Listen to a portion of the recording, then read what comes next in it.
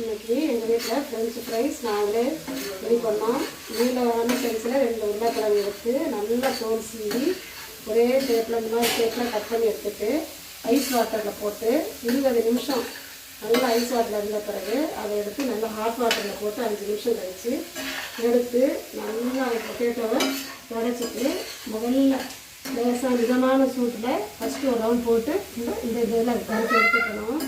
எடுத்துட்டு ஒரு ஆறின பிறகு 5 நிமிஷம் கழித்து திரும்ப எண்ணெயில் போட்டு நல்லா கொஞ்சம் சூடான எண்ணெயில் போட்டு எடுத்தோம்னா இந்த French fries ready.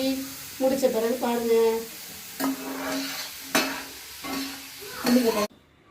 French fries எல்லாத்தையும் வறுத்து முடித்த உடனே அதில் மேலோட கொஞ்சம் உப்பு, அதுக்கு மேலே கொஞ்சோண்டு மிளகாத்தூள் நல்லா தூவி குலுக்கி விட்டுட்டு அதுக்கப்புறம் கொஞ்சம் டொமேட்டோ சாஸ் ஊற்றி அதில் டிப் பண்ணி சாப்பிட்டிங்கன்னா சுவையான ஃப்ரெஞ்ச் ஃப்ரைஸ் வீட்லேயே நம்ம ரெடி பண்ணிடலாம். எங்கள் வீட்டில் செஞ்ச ஃப்ரெஞ்ச் ஃப்ரைஸ் பாருங்கள் பாருங்கள், டேஸ்ட்டாக இருக்குது.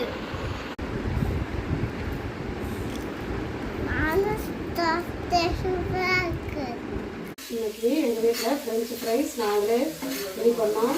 நீளமான சைஸில் 2 உருளைக்கிழங்கு எடுத்து நல்லா தோல் சீவி ஒரே ஷேப்பில் இந்த மாதிரி ஷேப்பில் கட் பண்ணி எடுத்துட்டு ஐஸ் வாட்டரில் போட்டு 20 நிமிஷம் நல்லா ஐஸ் வாட்டரில் இருந்த பிறகு அதை எடுத்து நல்லா ஹாட் வாட்டரில் போட்டு 5 நிமிஷம் கழித்து எடுத்து நல்லா பொட்டேட்டோவை உடைச்சிட்டு முதல்ல லேசாக மிதமான சூட்டில் ஃபஸ்ட்டு ஒரு ரவுண்ட் போட்டு இந்த இதில் கருத்து எடுத்துக்கணும்.